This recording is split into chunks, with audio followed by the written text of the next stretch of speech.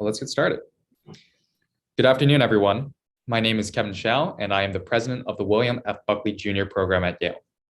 I'm excited to welcome all of you to our lecture on regulating cryptocurrency in the digital age.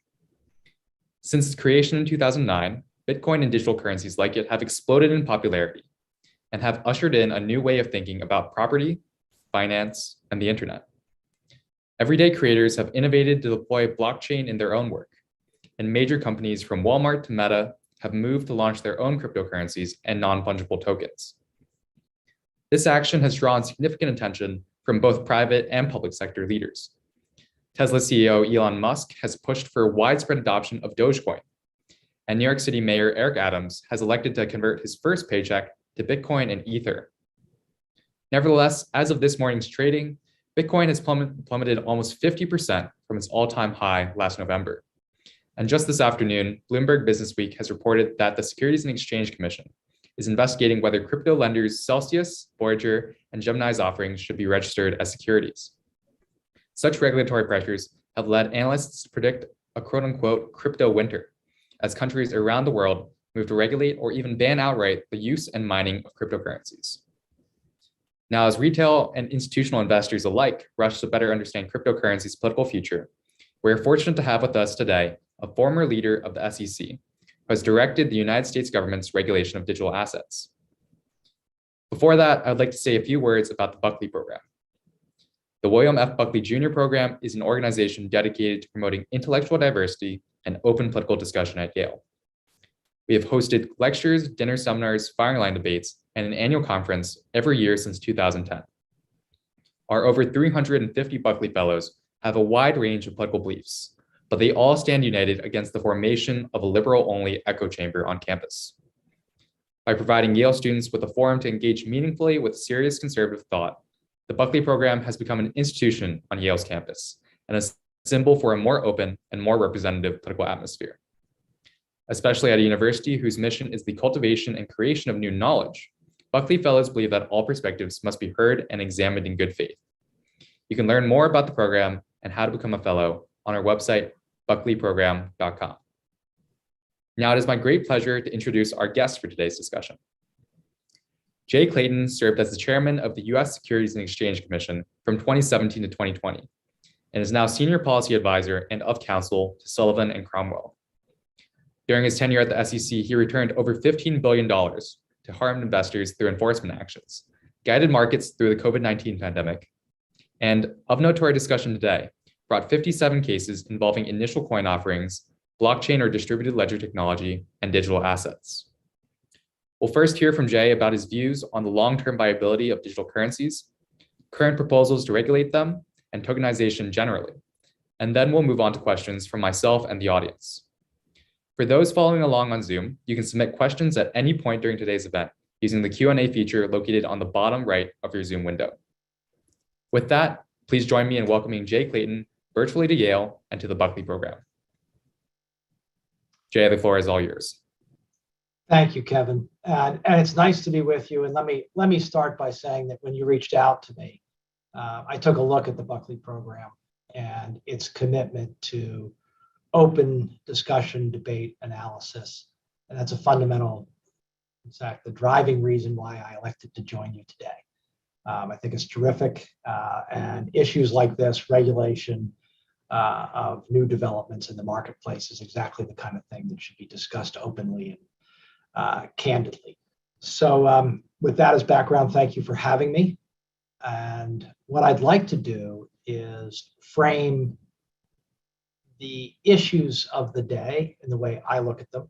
I'm sure there are ways other people look at them. Give a little discussion about where I think things are going, and then really open it up to your questions, because I think that's the more interesting part of this. So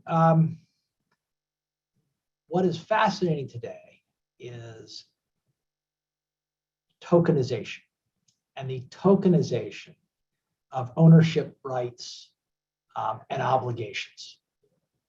The term cryptocurrency, I think, is a bit too ubiquitous. It's way over-inclusive, under-inclusive, whatever. I prefer to use the word tokenization. because it doesn't imply a particular function or service. Rather, the what I would say is the, whatever you want to call it, the basis, the format, the technology that is used to provide that right, obligation, or service. So let me quickly frame the subject by talking about, one, why it's fascinating to me from a personal point of view, the range of current and expected use cases for tokenization, and then key regulatory considerations. So why is this space of interest? Well, one is money. The amount of money that has gone into tokenized products, whether it's what we'll call what is functioning as a pure store of value, such as Bitcoin, or all the way down to products that are now tokenizing our most fundamental securities, treasury securities. The amount of capital that has been thrown at tokenization over the last 4 years is virtually unprecedented. Another thing, the amount of human talent across the globe that is going into tokenization is reminiscent of other fundamental step changes, such as the internet.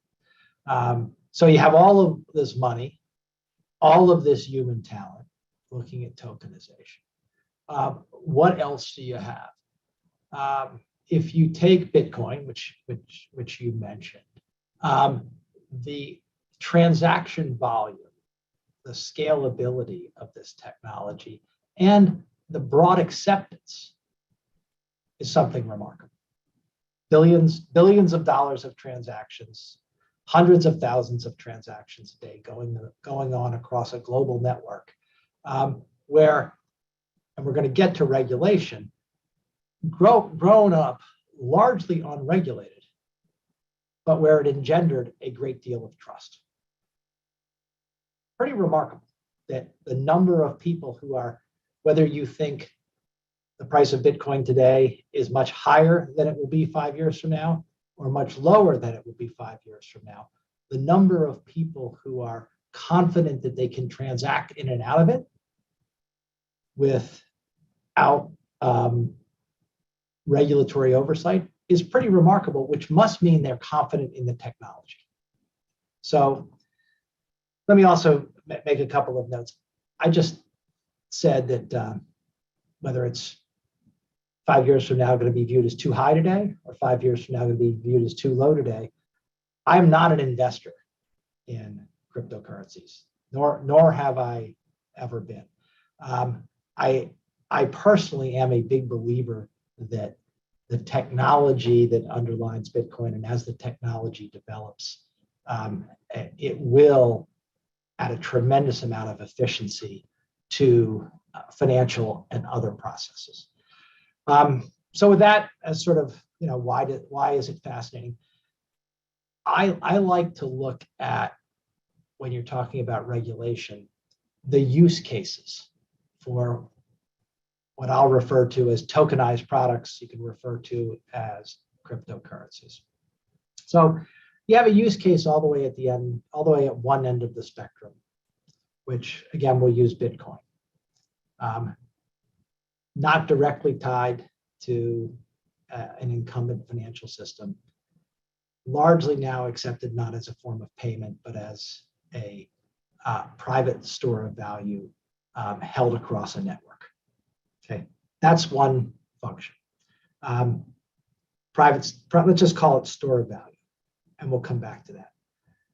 Another function of this technology is securities offerings.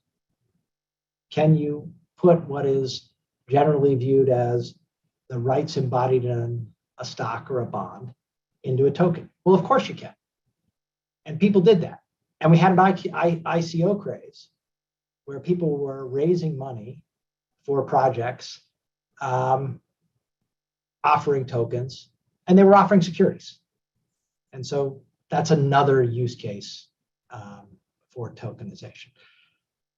A use case that is operating now that moves closer to the spectrum of what I'll call near cash is a stablecoin. Now, stablecoins come in different forms. A stablecoin could be backed one-to-one by cash, and therefore it's essentially just tokenized cash. Or it could be backed by a basket of securities, and it looks more like what a money market mutual fund or a liquidity transformation device would look like.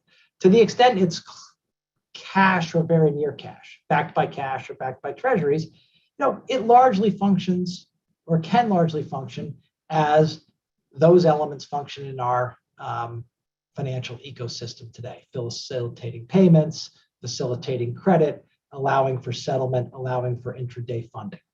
So there's a range of current applications that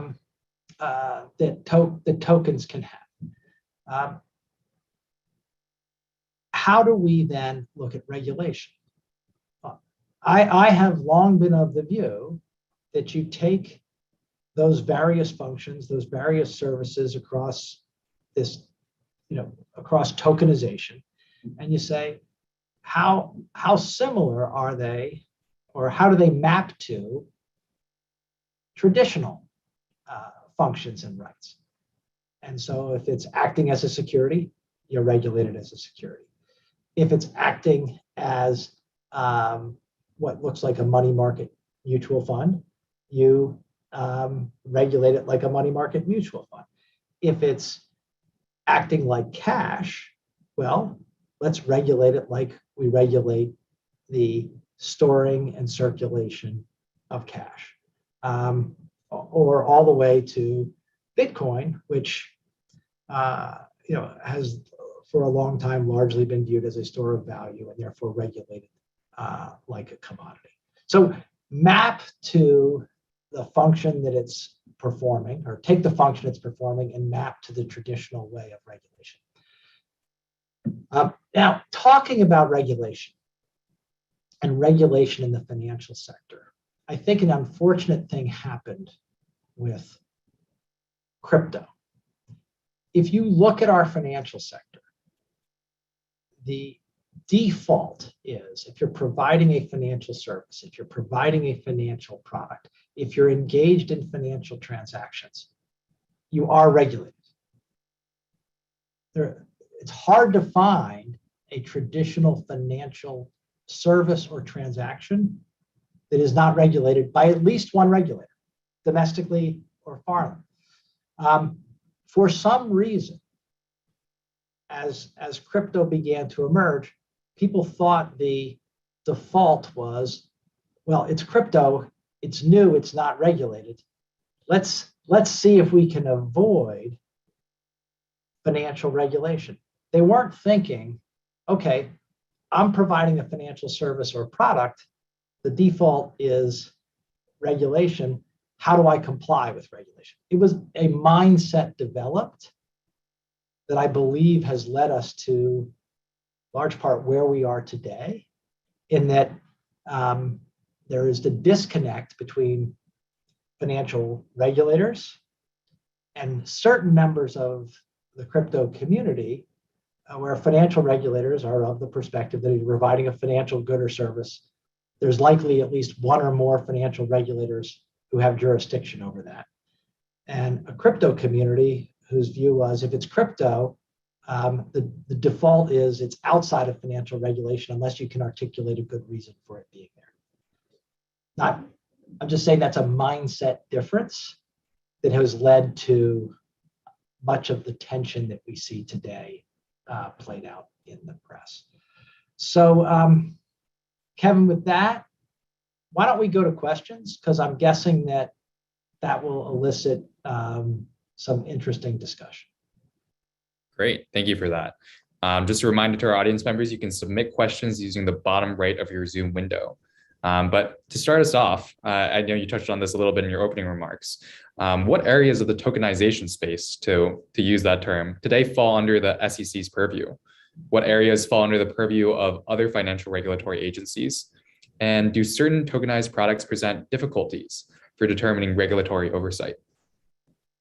So I think I touched on this. What function is the tokenized product providing? If the function is, okay, I'm the one I know best, securities. I have a project. I sell you a token. I'm going to use the proceeds from that token to further develop the project. You're buying the token with the expectation that you're going to get a return either from the project or by selling the token in the secondary market. That is a security. And what I think people should understand is twofold. The securities laws in the United States are very broad. They were developed post the Great Depression, post the crash of 1929. And they were designed to pick up that type of funding transaction where there is an asymmetry of information, where the people promoting the venture, the people selling the token, security, share, bond, indenture, contract, receipt. You can look at the securities laws and see all those different terms. The person selling the right, providing obligations, has a information advantage about the project, about the expected return, and they're gathering money from the public. That is the mindset, and it's extremely broad, and it's extremely broad on purpose. There are exceptions to the broad reach of the registration requirements of the securities laws, including private placements. People raise trillions of dollars of capital a year using private placements. One of the problems that happened in the ICO craze and why at the SEC the commission brought 50, 60 odd cases is people somehow thought you could use private market disclosure and public market distribution and not have to register with the SEC. I think that that's now settled. I think that the breadth of, I shouldn't say settled in full, but now well understood, that if you're raising capital from the public for a venture, whatever you call it, a token, a receipt, or the like, your assumption should be that the registration requirements of the securities laws apply. Now, a stablecoin that's backed one-to-one by cash, or perhaps, and I'm going to make a point here, one-to-one by near-term treasuries or by something of the like, is really just providing the same thing that a deposit in a bank account or other banking type services provide. And you can see that tokenization would be regulated by the banking regulators or similar. And I talked about the end of the spectrum being Bitcoin or let's say a digitized piece of art. Different, not a security, not a banking product, whether it's a commodity or it's just a property right that's not regulated, everything.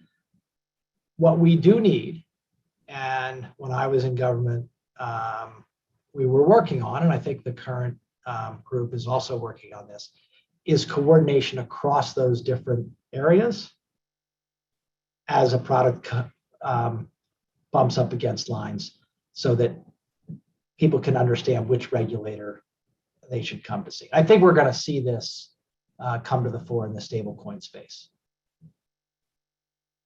Great. So to sort of clarify that, it's the intent of the people creating these tokens that is the relevant factor. Perhaps give a specific use case. Is it Bitcoin was created as a medium of exchange of sorts, but now many people treat it as an investment asset that they predict will increase in value. Do you see a contrast or dichotomy between these two outlooks? Kevin, you make a great point. It's not just the intent, it's the actual usage that is relevant. I mean, regulation can't only depend on the intent of the promoter. It has to depend on how something is actually used. And look, things can change over time. So an example that I give in the security space, and I've been giving this example, I think, since 2018, is let's say you're a Broadway producer, Kevin, and you have a great idea for a new play, but it's 2 years out, and what you need now is money. You need money to get the production off the ground, contract with the actors, contract with the writers, get the venue, all of that kind of thing. And what you do is you say to a bunch of backers, here's what I'll give you. I'm going to give you tickets. I'll give you 1,000 tickets. You give me $100,000, $100 a ticket. You're going to be able to resell those tickets in the secondary market in the future for a lot of money. That's your investment in this production. At that point, those tickets are a security. Somebody is getting a receipt from you with the right to resell it in the future for greater value, depending on how you do at producing that play. Fast forward 5 years later, the play is doing great. All those tickets those thousands of tickets that people bought as investments in your play have now been resold and distributed, and tickets are sold at the box office. Those tickets being sold at the box office are not securities, they're just tickets. Got it. One of our audience members asks about a worst case scenario where Bitcoin or other cryptocurrencies fully replace money. Do you see that as a potential likelihood in the future? And what are the implications for that for the larger market as a whole? I think that's a terrific question. I do not see sovereign governments, whether it's the US, the UK, Germany, France, Italy, Spain, the Euro countries, Switzerland, China, giving up their own currencies. So the question there is there a place for a cryptocurrency like Bitcoin to exist alongside those sovereign currencies, those currencies that are part of being able to control monetary and fiscal policy within your jurisdiction? So I don't see now. Worst case scenario, it's hard for me to see how we get to that scenario. I think that there's probably speculation that people mismanage their sovereign currencies to such an extent that Bitcoin becomes a replacement. That probably is more, let's say this way. You can see the rationality for that in a binary world where there's one sovereign currency and Bitcoin. I don't see people running to only Bitcoin if a sovereign currency becomes destabilized. I see them running to other sovereign currencies as well as Bitcoin. But I think that's exactly the kind of thing this program is about. Let's just say there's currency destabilization in the country in the future. I think that if you talk to people about that, I don't want to pick on any particular country. Let's just say we all know that there are countries that have had their currencies be subject to hyperinflation and the like. A great academic study is when that happens, how much of that flows into other sovereign currencies, how much of wealth in those countries, and how much would flow into an alternative like Bitcoin. One of the issues around that is ease of access. So if it's much easier to access Bitcoin on your phone than it is to access US dollars through a banking system, well, then you will see people moving into Bitcoin more than dollars in the future. But as far as wholesale adoption, I think that would be at the tail end of the spectrum. Unless Elon Musk gets his way, I guess. Sort of on that ease of access. You do. I mean, one of the interesting things about the global cryptocurrency market is how dollar denominated it is. Right? If what you look at is the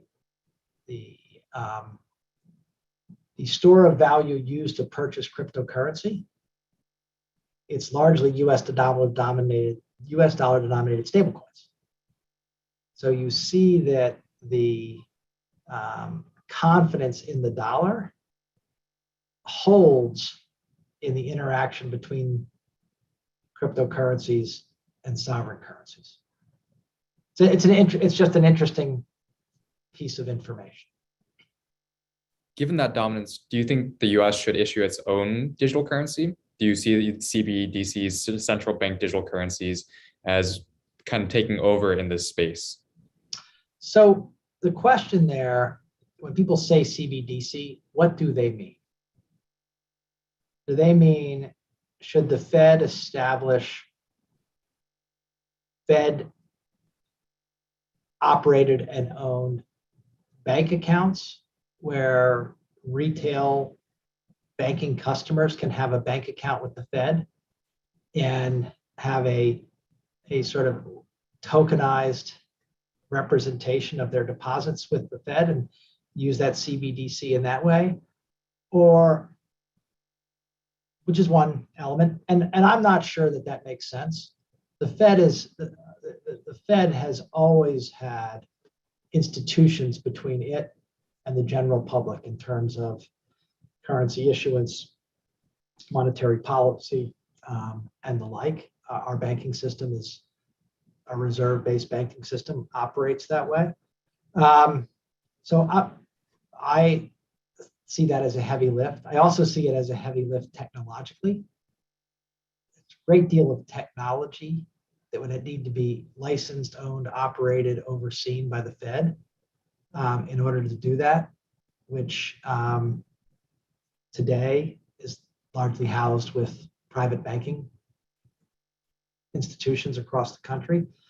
But if what you mean is, should we have digitized cash, which to a large extent we do already, and should we have sort of tokenized representations of cash and overnight funding? I'm a huge proponent of exploring that. Because if you look at the efficiency features of tokenization, bringing that to the payments, settlement, clearance, overnight funding markets has to produce efficiencies. Great. We have a lot of questions coming in about the political challenges to the cryptocurrency industry. So turning to that, one of our audience members asks, what do you see as the biggest challenges the cryptocurrency industry faces by regulators in the next year? Do you see cryptocurrency becoming a partisan wedge issue, a lack of collaboration between regulators, or just dated regulation more generally? Wow. So there's a lot in there. There's a lot in there because there is a lot going on. Let me say, let's start with the political side of this. And you can have people at the very free market end of the spectrum who are like, look, why should we have anything more than light touch regulation? Let the market sort it out, provide information, let people make the choice. And then, sort of the heavy touch regulation, which is these are speculative instruments. They're subject to not just market risk, but hacking and other risks. We need to provide a great deal of consumer protection. And there are other folks who have a more prudential systemic risk perspective who say we can't let these grow too large, particularly if they're leveraged, because any kind of significant price drop could lead to instability. We're at the Buckley program. Each of those perspectives has merit. Let me tell you one place where I think there is universal agreement, or if not universal, close to universal agreement. Each one of those constituents will tell you that AML, that's anti-money laundering, BSA, Bank Secrecy Act, KYC, know your customer, preventing the financing of terrorism, all of those are fundamental and must be adhered to in financial services regulation. So one thing that the crypto community needs to address is that I think there's universal political and regulatory agreement that we cannot allow our hard-fought battles in AML, KYC, BSA to be eroded by tokenization. Another one of our audience members actually asks about AML, KYC specifically. She asks, where tokens, cryptos function as cash, how much longer can the regulators, OCC / the Federal Reserve, not enforce AML / KYC requirements? Are they creating a new form of moral hazard through their inaction and waiting? And is there any possibility they will not enforce some form of AML mandate on anonymous crypto activity? Yeah, no, look, it's a terrific question. It needs to be evaluated against the broad backdrop of financing globally. And one of the great benefits to the US has been global dollar acceptance. With that comes obligations. And one of the obligations that has come with that is monitoring international transactions for exactly that, the illicit finance, all the things we went through. To the extent that cryptocurrencies are being used to be outside of that, what I would say is surveillance function, that's problematic.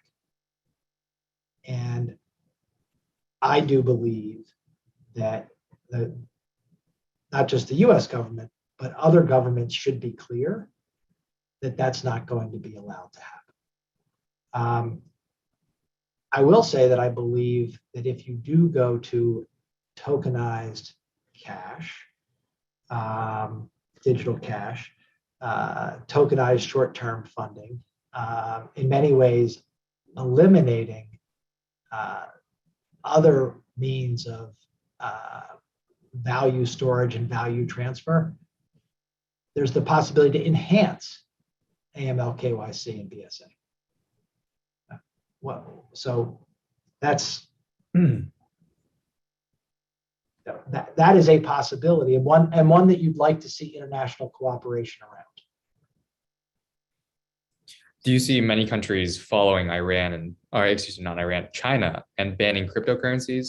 And do you see something similar occurring in the United States with SEC Chairman Gary Gensler's approach to regulating cryptocurrencies?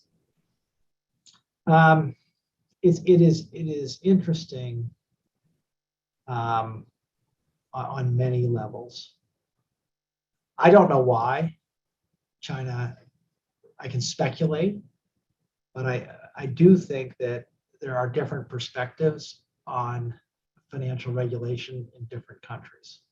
So my expectation is that the anonymity and lack of government control that was being provided by cryptocurrencies in China was not consistent with their view of financial regulation.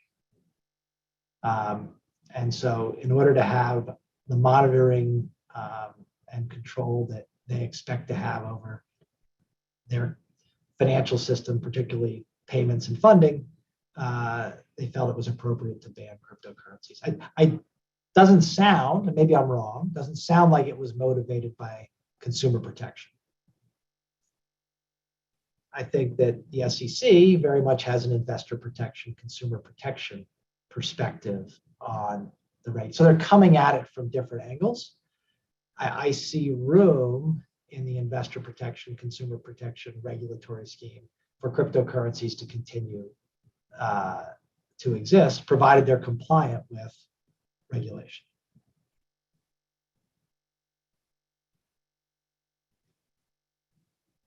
Sorry, on mute there. During your time at the SEC, you brought a number of actions involving ICOs and sale of digital asset securities. And I know we talked about free market principles earlier, but how do you see regulators balancing investor protection with free market principles moving forward? Yeah, I get that question a lot, and in the security space, and I will tell you that I am generally a person who believes in the power of the market, and that price discovery and the like are extremely important to our society, to entrepreneurism, that capital raising should have as few frictions as possible. And it's true. But we do have a pretty rigorous securities regulatory regime. If you are raising money publicly, the SEC registration process is extremely rigorous. It's costly. It has become more costly and more rigorous over time. It's not the topic of today's conversation, but the SEC framework has been used to do much more than just provide investor protection, capital formation, fair and efficient trading. It's been used to achieve other goals.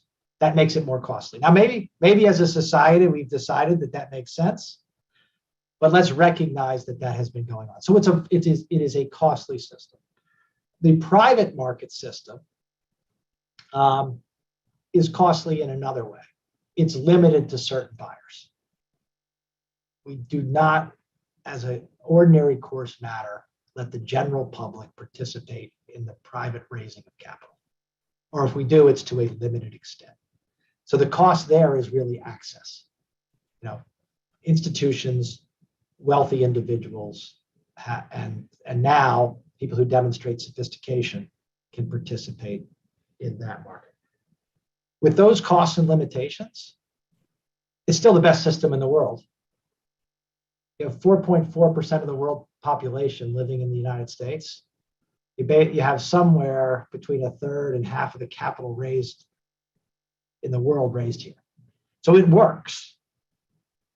So what I say to people is, look, it's a system that works, and we're not going to change the best working system in the world just because you call it a token. One thing that I found interesting when researching— Now, it can be improved. Let me be clear. There's a lot of room for improvement, but you're not going to fundamentally change it. That makes sense. One of the things I found interesting when researching your record was that on your last day at the SEC, the cryptocurrency market crashed and lost $50 billion in value. I'd be curious as to your thoughts about why that happened and your thoughts on the current SEC chairman's approach to regulating cryptocurrencies and how they differed from yours. Yeah, now people, look, there's been a lot of talk about particular cases and things like that. And I'm not going to comment on enforcement cases. The timing of enforcement cases is something that is the result of many factors.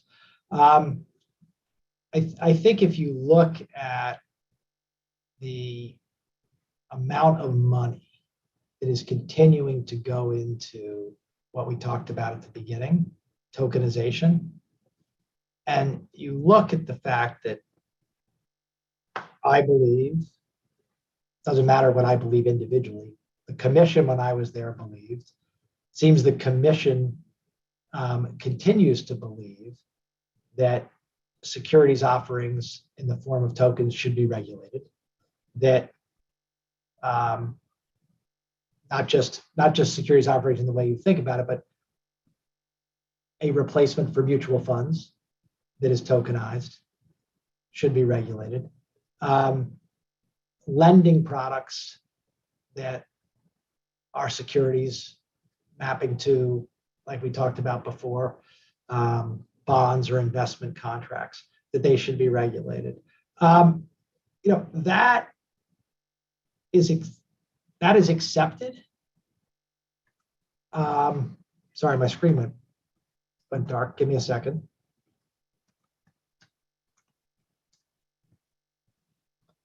that is accepted and understood in the marketplace. Or if not accepted, it's understood in the marketplace. Yet billions of dollars continue to flow into tokenization. So, and this is the people who are investing in tokenization are sophisticated. So if you have what I think is fairly clear, which is a commission when I was at the SEC, a commission when Chair Gensler is the principal executive officer at the SEC, and other regulators saying, no, we're going to regulate this market, but yet you continue to have very sophisticated people investing in it. That tells you they must believe in the technology and that the technology has economic promise. On that, I don't think they're investing on the basis that the regulatory perspective is going to change dramatically. Sort of on that, you see that these technologies have allowed the recent proliferation of NFTs, creators doing art on blockchain networks, and the markets they're trading on are getting more and more complex. Do you have faith in the ability of our regulatory agencies to keep up? And do you see a general approach, philosophical approach that might be best for regulating them moving forward? So Kevin, you've now raised a point that I think is missed. And it's fair to say, hey, Jay, when you talked about mapping to an existing function at the beginning, what about NFTs and the trading of NFTs? And so, we talked about the raising of capital being mapped to securities. We talked about lending products being mapped or deposit products being mapped to banking and the like. Sometimes a new technology creates a new market. And it may have an analogy in the incumbent space. So if art NFTs are sort of analogous to baseball cards or something else that people trade and look at as a way to coin collections and the like, as a way to store value and speculate on future value. Okay. If that market becomes a market that has online trading, does that require regulators to think about new regulation?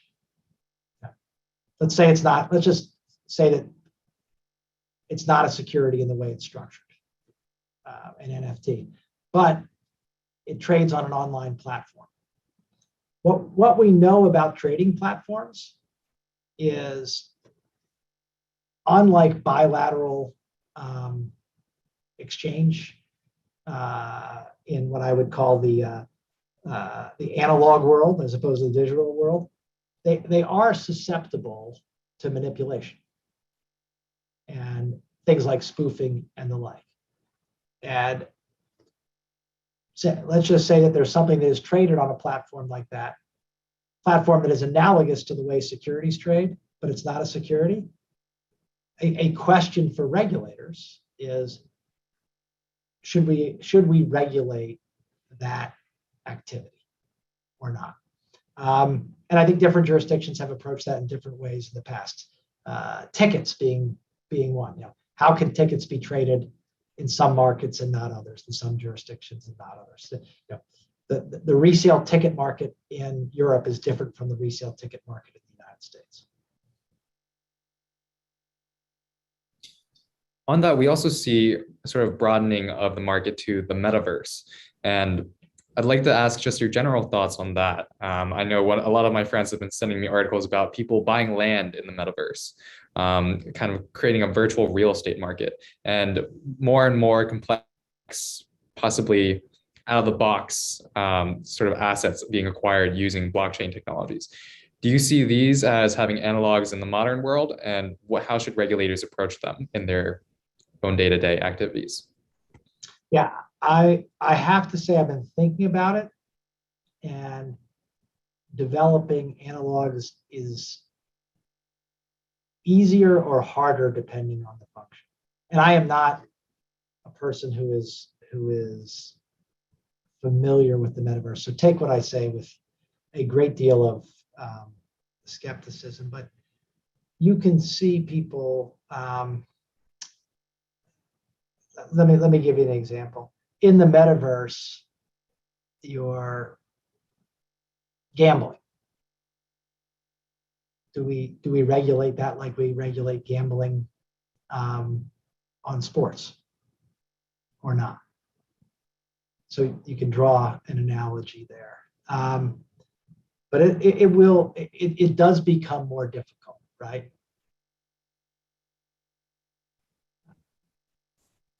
Sort of shifting back to some of our audience questions. Sorry for the sort of abrupt. No, we have lots of questions coming in, so thank you to our audience for bringing those.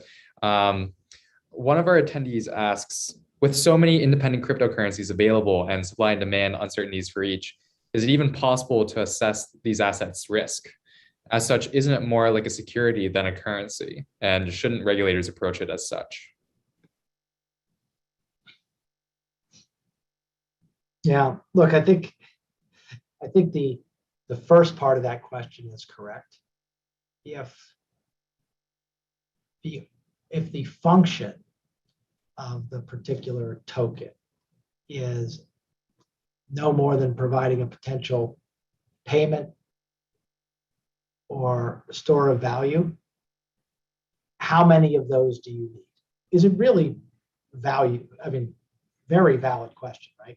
How economists have long studied optimal currency areas, going way back to I don't know, I think some of the earliest papers are probably certainly pre-World War II. How many currencies do you need? What type of area needs, could one currency facilitate? I personally can't see room for hundreds of cryptocurrencies providing the same simple function of store of value and payment mechanism. That's just my view. So therefore, if there are hundreds, you're speculating on which ones are going to survive in consolidation. I'm going to go out on a limb here and say that I'm not an economics major, I'm a political science major, but in intro macro, the three things that we learned for every currency is that every currency is a medium of exchange, a store of value, but also a unit of account. And we don't see many cryptocurrencies actually gaining traction in the real world, even if Elon Musk is pushing for McDonald's to adopt Dogecoin. So do you see that as being a large impediment in the widespread adoption of cryptocurrencies as an actual currency? And what are the sort of tensions between that and how regulators see it today? Well, it is very difficult for a volatile asset. So, okay, back to what I said before. The dollar has emerged as the currency that is used to get in and out of cryptocurrency markets because of the dollar's stability. It's very difficult to use an asset that is volatile with respect to the dollar as a store of account, because if look at the balance sheet of a company. The balance sheet of a company is holding dollars. It's stable relative to the dollar. So if you have $100 at the beginning of the quarter and $100 at the end of the quarter, your balance sheet is stable and it's easier to value your company and have a store of account. But if you're holding Bitcoin or some other cryptocurrency on your balance sheet and it's rising and falling, 50% down, 100% up, it's very difficult for somebody to value your company vis-a-vis the dollar. So, for something to become a store of account, it has to be relatively stable with respect to other stores of account. You see stable. It's very interesting. You watch really well-run multinational companies. They have their home country store of account, and some use financial instruments and derivatives and otherwise, but they actually try to match their expenses and their revenues in their non-base of account currency for exactly that reason, to avoid the volatility of relative to the dollar. Do you see stablecoins filling this niche at all? Or like you said earlier, do you see them more as another? Well, I think I look at in many ways, I look at a stable coin that's a dollar denominated stable coin as just as an efficiency mechanism for the three functions you just mentioned. Got it. Well, I guess one of the questions one of our audience members had is that you mentioned that tokenized representations of cash could be hugely beneficial, to overnight funding, given their huge efficiencies. Could you expand on this? What benefits over the current system do you see? Well, let me give you an example from a year ago when we had, if people remember, GameStop had tremendous volatility. Okay, the way the settlement of securities transaction works is a 2-day settlement cycle. If you are buying securities, your broker, you go to your broker and say, I'd like to buy it. The broker has to effectively deposit money against your buy order. They're not, even though your money may be on account at the brokerage firm, they're not allowed to use your money until the second day when the trade settles. So they have to provide that capital for 2 days. If you were able to reduce that, we talk about reducing the settlement cycle, whether it's through tokenization or not. If you were able to reduce that, the amount of capital that the broker has to tie up for that 2 days shrinks.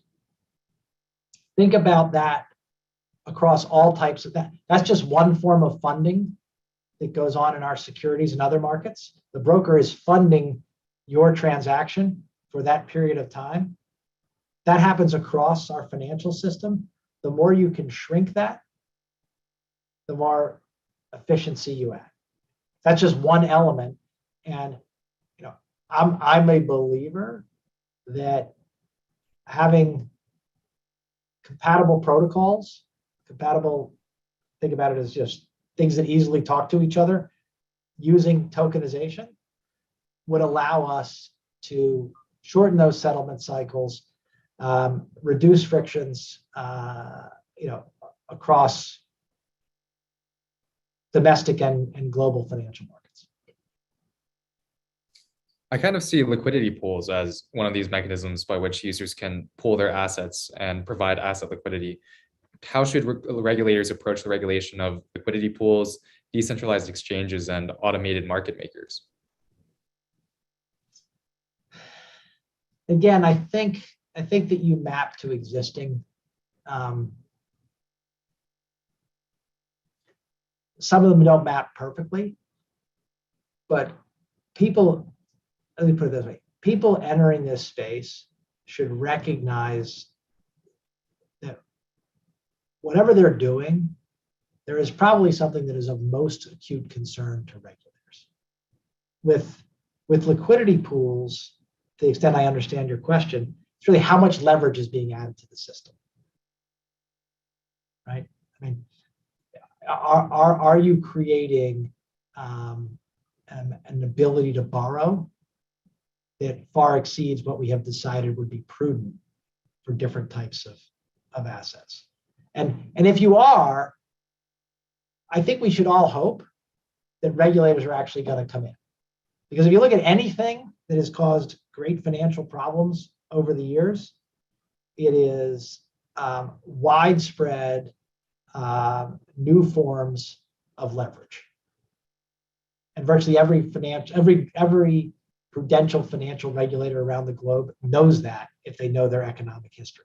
So to the extent that any of that is occurring as a result of tokenization, if I'm a regulator, I want to find it and I want to make sure that it's not creating risk. And if I'm an entrepreneur, I want to be able to figure out how to do it in a way that makes the regulators comfortable that I'm not doing that. To borrow from history, one thing that I've noticed is that banks and financial institutions monitored by the Fed are traditionally the ones that have cultivated the reputations of trusted intermediaries. And one of blockchain's central appeals is that it's not that. it's highly decentralized. Do you see decentralized digital currencies replacing this traditional structure? And what might be the potential risks and rewards of such a change? I do not see them wholesale replacing that traditional infrastructure for exactly the reason that you just mentioned. I certainly am not comfortable that we can have a modern credit-based financial system. And if you look at pick any jurisdiction, we've largely developed a very credit-based approach to consumer and institutional finance. I don't think you can have that kind of system without a strong prudential regulator. For all the reasons that have been seen in the past, which is, when have assets departed from fundamental value to a great extent and supported by leverage in a way that can be destabilizing to the rest of the economy? And that's not something that the market can enforce itself. One thing about cryptocurrencies, tokenized assets, is that they allow for a highly impersonal relationship between market actors. And I personally see this as a reflection of larger cultural social shifts, where we've shifted to more online interaction, more anonymous interactions through social media accounts that we can't be traced through.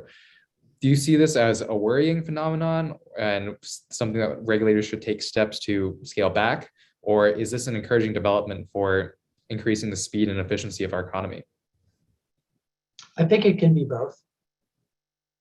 I think that I don't want anything that I'm saying to be seen as protecting incumbents, right? Part of the growth story in the United States, the entrepreneurial spirits in the United States, has been that if you can do it better than the incumbent, and in a regulated area, if you can do it better than the incumbent in a way that is at least as regulatory compliant, you ought to be able to displace the incumbent. So to the extent that eliminating, large concentrations, or whatever you want to call it, the hub and spoke network of consumer finance, or reducing the market power, okay, good. We do, however, count on accountability. And how do you maintain accountability in a system without a focal point? That's a tough nut to crack. Now, can it be done? Probably, but accountability is a big part of our consumer financial system. Great. And perhaps a last question to circle back to the beginning of our discussion. What do you see as the political future of tokenized assets in our digital economy? Well, we did talk about one thing, or at least we talked tangentially about it, something that I believe, which is, the U.S. position, like we talked about, the place where capital is raised, the place where you facilitate payments, the place is not guaranteed. And one of the things that you need to do as a country, it's a country that's the most significant player in our global credit-based economy, is continue to provide certainty and efficiency. And to the extent that tokenization can increase efficiency and increase certainty in the U.S. regulated, U.S. operated, financial system, there's going to be pressure to move in that direction, because as a country, you need to maintain your competitive advantage. So I see political currents going many ways: consumer protection, prudential, and the like. But I also see there being political pressure to innovate and not allow other countries who, they're perfectly their right. In fact, it's their obligation to their citizens to try and be as dominant as possible from a global financial system perspective as they can be, or as powerful or as effective or as efficient, whatever you want to use. There'll be political pressure for the US to innovate and compete, and there should be. Great. And with that, we'll wrap this program up. Thank you so much, Jay, for taking the time to speak to the Buckley program, for sharing your expertise and perspective with us. And thank you to our audience members for their wonderful questions. Have a good evening, everyone. Kevin, thank you.